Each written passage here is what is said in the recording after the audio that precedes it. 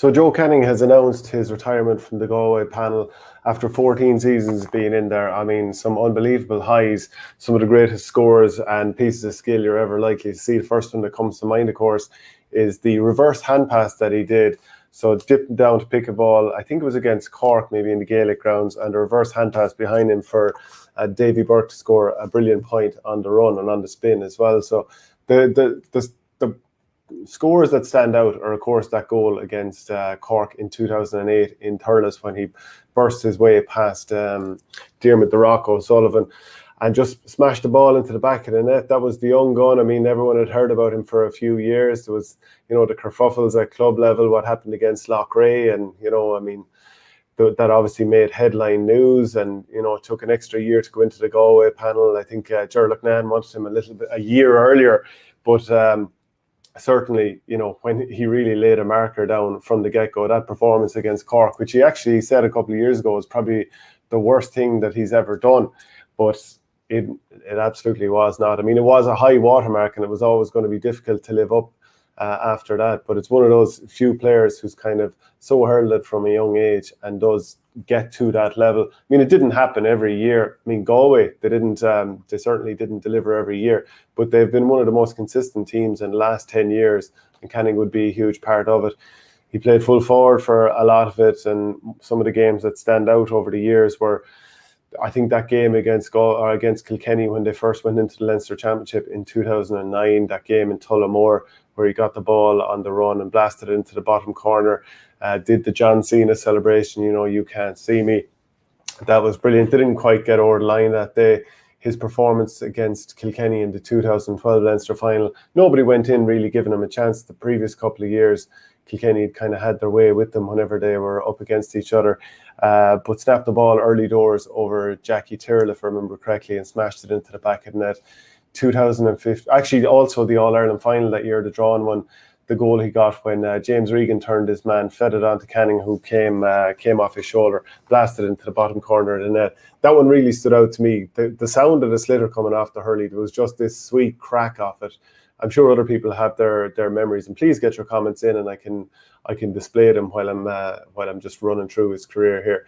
But that goal then in the All-Ireland final, that was brilliant. And even the sideline point from the free that he scored, Davy Glennon went down a little bit soft for that free, but his good buddy Canning smashed it over from the sideline. And a year later, there was like a media event at Croke Park, and I think the media had a little skills day or whatever, so we were poking around. We had the hurleys, and Canning was there.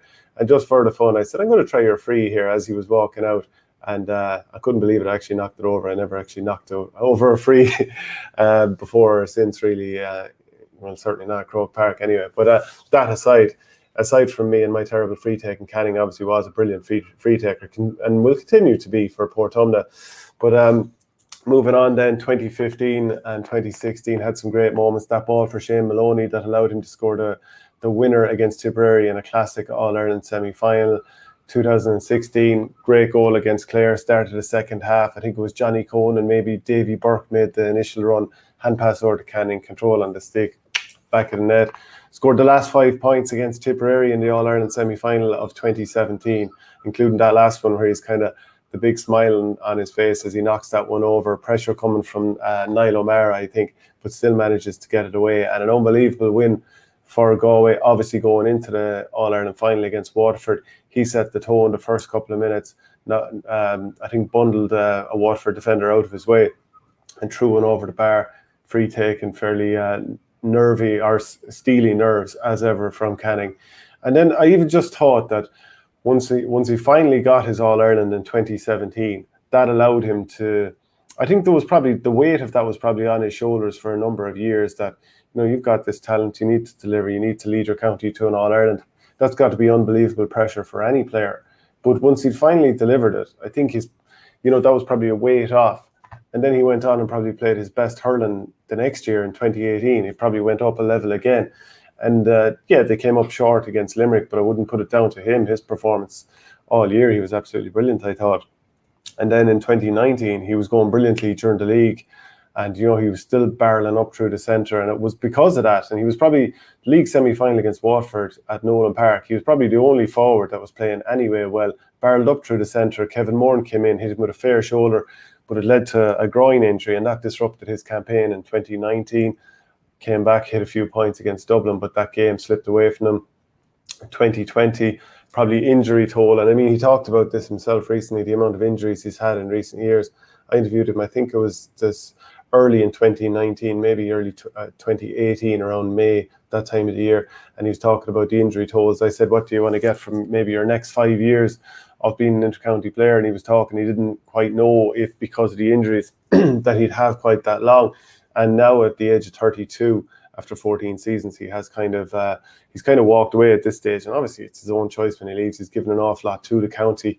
And, sometimes I've pointed out when he's played really well and sometimes not so well. And that doesn't, there's some people that you can't seem to point that out with, and people have been frustrated and annoyed at me in the past. But overall, what a brilliant hurler.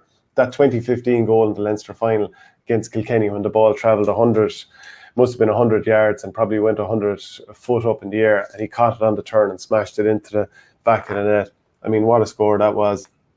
Even there that last year, again, ended in injury against Limerick, tough way, and you just wondered, was he going to come back this season? And he did come back this season, and Galway were terrible against Waterford for the vast majority of the game.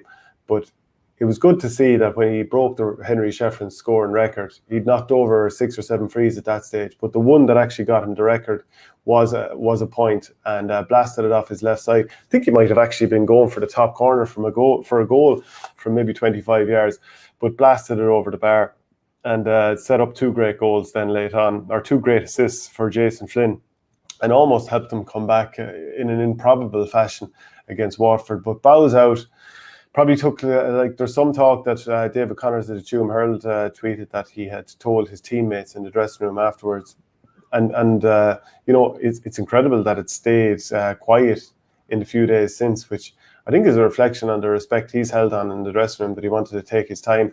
He obviously had to do a round of interviews in the meantime, and maybe he said to the teammates, this is my own speculation, nothing to do with what he would have said, but that I just don't want to have to talk about this endlessly throughout the media interviews that I'm booked into for Tuesday and Wednesday morning. So kept it quiet until then and didn't have to face all those questions, I suppose. I mean, what was your favourite memory and all that kind of stuff? I'm sure that would have been somewhat tiresome, but he has now finally bowed out.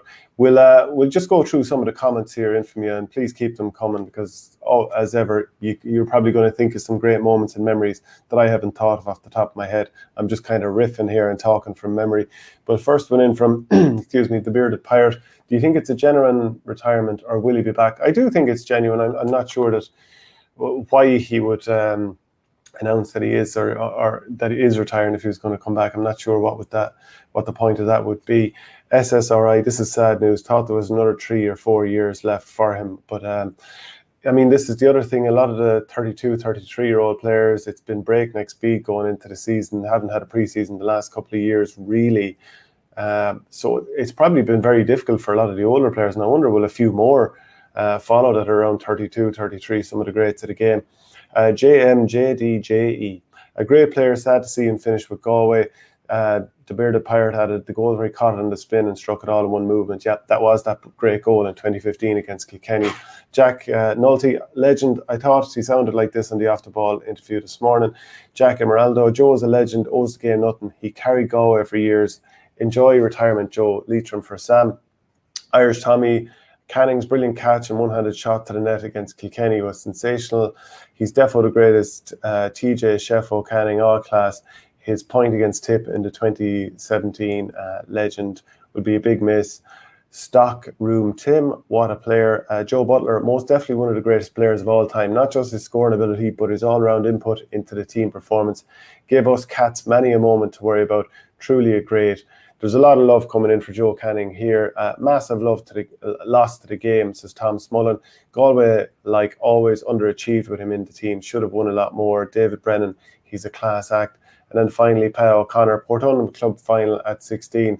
All the sideline scores last year, Joe, a joy to watch. And even seeing him midfield in the 2014 Club All-Ireland, I think, against Mount Leinster Rangers, just went out there and played excellently, dictated the game. So a brilliant player, and keep the comments coming in. one of the game's greats is he stepped away from Intercounty, but leaves a great legacy behind him. And where Galway going to go without their leader in the forward line? Will Shane O'Neill be there next year? But it's probably not the end of Canning. He'll obviously be there with the club, no doubt about it, and see how they go. As Jack Nulty finishes up, one word only: genius. So keep your comments coming in and let us know your thoughts on Joe Canning as he retires. Join the Our Game Supporters Club at Patreon for €5 per month to get audio podcasts of the Hurling and Football Show and much more exclusive material.